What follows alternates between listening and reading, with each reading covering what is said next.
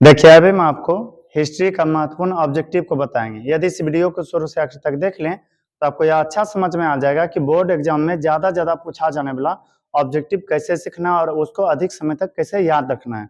और पूरा उम्मीद के साथ कहते हैं कि इस वीडियो को देखने के बाद आपको यह ऑब्जेक्टिव ज्यादा रटना नहीं पड़ेगा। तो ध्यान से समझिएगा। पहला प्रश्न है, किस देश को यूरोप का मरीज कहा जाता है?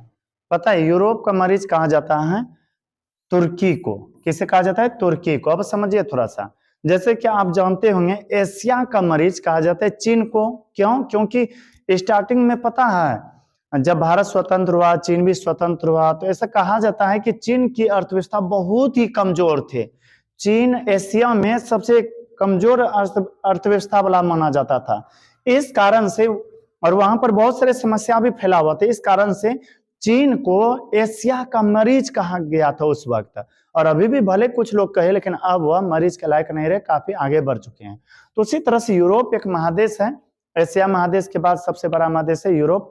यूरोप में जो तुर्की है, इसे वहां का या यूरोप महादेश का मरीज कहा जाता है। क्यों? क्योंकि यहाँ पर विभिन्न प्रकार के समस्या छाए हुए थे प्रारंभिक समय में, और अभी भी है थोड़ा बहुत।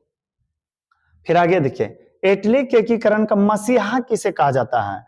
तो इटली के एकीकरण के मसीहा या फिर जनक कहा जाता है मेजनी को। किनको कहा जाता है? मेजनी को। क्योंकि इटली के एकीकरण करने का जो कोई प्रयास किए थे सबसे पहली बार, वह मेजनी ही थे। तो मेजनी ने सबसे पहले इटली का एकीकरण करने का प्रयास किया, लोगों को प्रेरित किए कि हम एकीकरण कर सकते हैं और आप भी करने का प्रयास कीजिए। तो इटली के एकीकरण का मसीहा बोले या जनक बोले, क्या हो जाएगा? मेजनी। जैसे कि आप जानते होंगे भारत में दलितों का मसीहा कहा जाता है बाबा साहब भीमराव अम्बेडकर जी को, उसी तरह से इटली के एकीकरण की मसीहा कहा जाता है मेजनी को। फिर आगे है, यंग यूरोप एवं यंग इटली की स्थापना किसने किया? तो यंग यूरोप एवं यंग इटली की स्थापना किया था मेजनी ने। आपको बताए थे इटली के एकीकरण का मसीहा कहा जाता है किनको? मेजनी को। तो इन्होंने काफी हद तक प्रयास किए थे विभिन्न प्रकार के संगठन बना करके एकीकरण करने का। किसका? इटली का। तो फिर आगे है, सन 1870 में फ्रांस और प्रसा के बीच युद्ध कहाँ हुआ था? तो याद रखना है सेडोन एक जगह है। कौन सा जगह है? सेडोन। सेडोन में फ्रांस और प्रसा के बीच युद्ध लड़ा गया था, जिसे हम सेडोन का युद्ध कहते हैं। कोई पूछे ना सेडोन का युद्ध कब हुआ? 1870 ईस्वी में। फिर फ्रांस एवं प्रसा के बीच युद्ध कब हुआ था? तो फ्रांस एवं प्रसा के बीच युद्ध हुआ था 1870 ईस्वी में। कब हुआ था? 1870 ईस्वी में। देखिए यहां पर लिखा हुआ है सन 1870 में फ्रांस और प्रसा के बीच हुआ युद्ध। कौन सा? सेडोन का युद्ध। तो सेडोन का युद्ध कब हुआ? 1870 ईस्वी में। उसके बाद बिस्मार्क कौन था? पता है? बिस्मार्क कूटनीतिज्ञ था। कूटनीतिज्ञ था। कहिएगा कैसे? तो बिस्मार्क जो है ना, बिस्मार्क के कई सारे दुश्मन थे। जब बिस्मार्क ने जर्मनी का एकीकरण करना शुरू किए तो पता चला कि इधर फ्रांस है, ऑस्ट्रिया है, कई सारे दुश्मन है। तो यह दुश्मनों से ही दोस्ती बना, दुश्मनों को ही दोस्त बना करके दूसरे दुश्मन को कूटे, फिर इसको भी कूटे और अंत में इसको भी कूट दिया।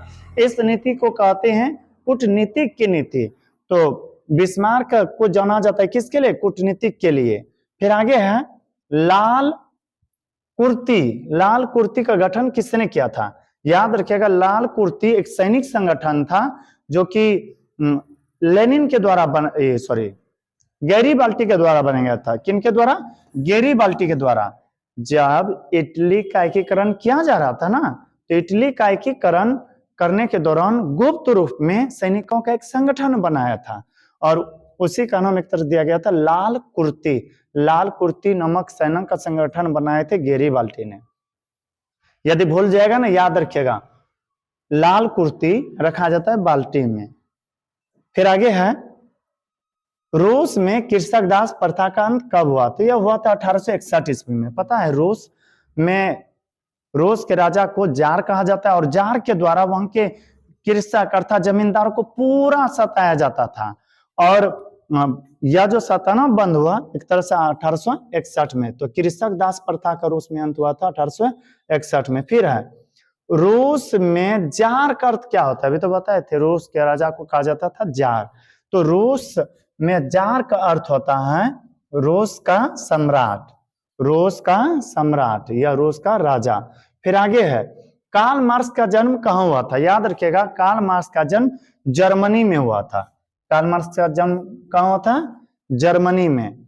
फिर आगे है वार एंड पीस किसकी रचना है, तो याद रखिएगा वार एंड पीस रचना है टॉलस्टॉय का। किसका रचना है, टॉलस्टॉय का। और इस वार एंड पीस में पता है किनका वर्णन है, उस व्यक्ति का वर्णन है जो कि दुनिया को अपनी मुट्ठी में करने चला था। और गजब की बात है, आप सुनेगा तो ऐसा लगेगा कितना वह ताकतवर होंगे। एशिया महादेश के बाद दूसरा जो सबसे बड़ा महादेश है यूरोप, और यूरोप में इंग्लैंड को छोड़कर के जितना देश था सबको कहा जाता है अपने कब्जे में कर लेते। कौन पता है, नेपोलियन ने। तो नेपोलियन की किस्सा इसमें है। तो वार एंड पीस की रचना क्या है, टॉलस्टॉय ने। फिर है लेनिन की मृत्यु कब हुआ, लेनिन की मृत्यु हुआ था 1924 में। लेनिन की मृत्यु कब हुआ था, 1924 में, जिन्होंने कि प्रथम विश्व युद्ध में एक नारा भी दिए थे, युद्ध का अंत करो। और लेनिन काफी हद तक कार्य किए थे रूस के जनता के लिए, रूसी क्रांति में इनका काफी योगदान था। फिर है अप्रैल थीसिस किसने तैयार किया, तो याद रखना अप्रैल थीसिस तैयार किया था लेनिन ने। इनके लिए रूस के जनता के लिए, रूस के जनता को यह बताने के लिए कि कैसे साम्राज्यवाद का विरोध करना है। फिर आगे है मजदूर दिवस कब मनाया जाता है, तो मजदूर दिवस मनाया जाता है 1 मई को। याद रखिएगा मौसम मजदूर होता है मौसम मई महीना, और मजदूर जो है ना काम जो करते हैं प्रतिदिन एक ही कपड़ा पहन करके या एक ही कुदाल से, तो 1 मई किसी भी तरह से आपको याद रख लेना है। फिर आगे है चेका क्या था, याद रखिएगा चेका गुप्त पुलिस दस्त था या दस्ता था, गुप्त पुलिस दस्ता जो कि लेनिन के द्वारा बनाया गया था रूसी साम्राज्य के खिलाफ में। यदि आपसे पूछे चेका क्या था तो कहिएगा गुप्त पुलिस दस्ता था। फिर आगे है 1970 ईस्वी से पहले रूसी क्रांति को किस नाम से जाना जाता था, पता है 1970 से पहले रूसी क्रांति को जाना जाता था फरवरी की क्रांति के नाम से। किस क्रांति के नाम से, फरवरी की क्रांति के नाम से। ऐसे तो आप पढ़े होंगे अक्टूबर की क्रांति या नवंबर की क्रांति, लेकिन याद रखना फरवरी की क्रांति। उसके बाद भारतीय कम्युनिस्ट पार्टी की स्थापना किसने किया, तो एम.एस. राय एक व्यक्ति थे जिन्होंने की भारतीय कम्युनिस्ट पार्टी की स्थापना किया था। फिर आगे है फरवरी क्रांति कब समाप्त हुई, तो फरवरी क्रांति समाप्त हो गई थी 12 मार्च को। फिर आगे है रूस के संसद को क्या कहा जाता है, पता है भारत के जो संसद होते हैं उसे संसद कहा जाता है, जबकि पाकिस्तान के जो संसद होते हैं उसे पार्लियामेंट कहा जाता है, मजलिस कहा जाता है, मजलिस। और रूस के जो संसद होते हैं उसे ड्यूमा कहा जाता है, रूस के संसद को ड्यूमा, जबकि भारत के संसद को कहा जाता है, भारत के संसद को क्या कहा जाता है, संसद कहा जाता है। भारत में जो चुनाव जीतते हैं प्रधानमंत्री के सीजन में, तो उन्हें संसद कहा जाता है, और भारत के संसद को संसद ही कहते हैं। फिर है अंकोर वाट का मंदिर कहाँ है, याद रखिएगा अंकोर वाट का मंदिर कंबोडिया में है, और यह जो है ना हिंदू और बौद्ध के लिए फेमस है। कंबोडिया का मंदिर जो है अंकोर वाट यह हिंदू और बौद्ध धर्म के लिए प्रसिद्ध है। यहाँ पर काफी सारे हिंदू और बौद्ध धर्म के लोग आते हैं, और ये पता है दुनिया में प्रसिद्ध है मंदिर। फिर है हिंद चीन पहुंचने वाले प्रथम व्यापारी कौन थे, आप थोड़ा सा यह सोच के देखिए भारत का खोज किसने किया, वास्को डी गामा ने। वास्को डी गामा थे कहाँ के, पुर्तगाल के, तो इसलिए याद रखिएगा हिंद मतलब हिंदुस्तान, फिर चीन भी सटा हुआ है, हिंद चीन पहुंचने वाले प्रथम व्यापारी थे पुर्तगाल। फिर आगे है हिंद चीन में बसने वाले फ्रांसीसी को क्या कहा जाता है, कोलोन कहा जाता है। हिंद चीन में जो भी लोग आकर के बसते हैं ना, जो भी फ्रांस के लोग आकर के बसे थे उन्हें कोलोन कहा गया। फिर आगे है नरोत्तम सिंघानिया कहाँ के शासक थे, कंबोडिया के थे। कहाँ के थे, कंबोडिया के थे।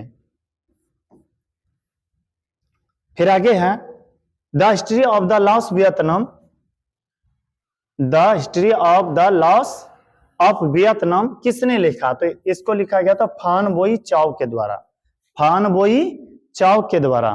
फिर आगे है जेनेवा समझौता कब हुआ था? तो जेनेवा समझौता हुआ था 1954 ईस्वी में। क्यों? क्योंकि देखिए द्वितीय विश्व युद्ध के कारण से कई देशों का अर्थव्यवस्था एकदम छिन्न भिन्न हो गया था और काफी सारे देश बिखर करके चल रहे थे। तो एक मिलाने का प्रयास किया गया। बहुत सारे लोगों को लगा कि यदि हम इसमें जुड़ जाएंगे तो मेरा अर्थव्यवस्था ठीक ठाक होगा। तो इस कारण से एक समझौता हुआ जिसे जेनेवा समझौता कहते हुआ हुआ तो 1954 ईस्वी में।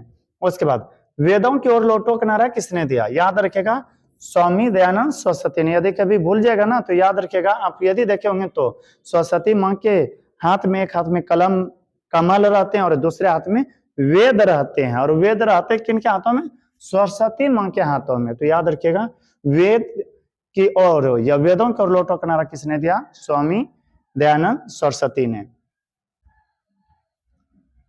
फिर आगे है गदर पार्टी की स्थापना किसने और कब किया?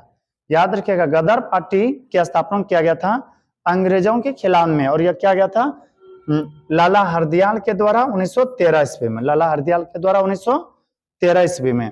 फिर आगे है लखनऊ समझौता कब हुआ? तो याद रखना है लखनऊ समझौता हुआ था 1916 ईस्वी में। लखनऊ समझौता कब हुआ था? 1916 ईस्वी में। और रंगपा विद्रोह भी हुआ था 1916 ईस्वी में ही। फिर आगे है असहयोग आंदोलन का प्रस्ताव कांग्रेस के किस अधिवेशन में पारित हुआ था? तो कलकत्ता का अधिवेशन हुआ था 1920 में। कब हुआ था? 1920 में। उसी अधिवेशन में असहयोग आंदोलन का प्रस्ताव पारित करते हुए कहा गया था कि हम सभी लोगों को एक आंदोलन चलाना है अंग्रेजों को भगाने के लिए। फिर आगे है खिलाफत आंदोलन कब शुरू हुआ? खिलाफत आंदोलन 1919 में शुरू हुआ था। कारण यह था प्रथम विश्व युद्ध में मुस्लिम भाइयों ने अंग्रेजों को यह शर्त पर साथ दिए थे कि जब अंग्रेज जीत जाएंगे तो किसी भी मुस्लिम भाइयों को किसी प्रकार की कष्ट नहीं होगा। लेकिन ऐसा नहीं हुआ। जब अंग्रेज जीत गए प्रथम विश्व युद्ध में तो उन्होंने खलीफा का जो पद था, जो कि इस्लाम धर्म में काफी पवित्र माना जाता है, उसी को ही खत्म करने का प्रयास कर दिए, जिसके कारण से मुस्लिम लोगों के द्वारा एक आंदोलन शुरू किया गया था जिसे हम खिलाफत आंदोलन कहते हुआ तो 1919 ईस्वी में। सविनय अवज्ञा आंदोलन कब शुरू हुआ था? सविनय अवज्ञा आंदोलन डांडी यात्रा के साथ 1930 में शुरू हुआ था। तो यदि आपसे कहे कि डांडी यात्रा कब हुआ था, कहिएगा 1930 ईस्वी में। फिर है सविनय अवज्ञा आंदोलन किस यात्रा से शुरू हुआ था? अभी बताए थे डांडी यात्रा से शुरू हुआ था। कौन सा आंदोलन? सविनय अवज्ञा आंदोलन। बस इस वीडियो में इतना ही। यदि यह वीडियो आपको अच्छा लगा हो तो हमारे वीडियो को लाइक करें और अभी तक हमारे चैनल को यदि सब्सक्राइब नहीं किए हैं तो कर लेते हैं कि जो भी इस तरह से वीडियो अपलोड करें वो आप तक आसानी से पहुंच सके। मिलते हैं किसी वीडियो में, तब तक के लिए धन्यवाद।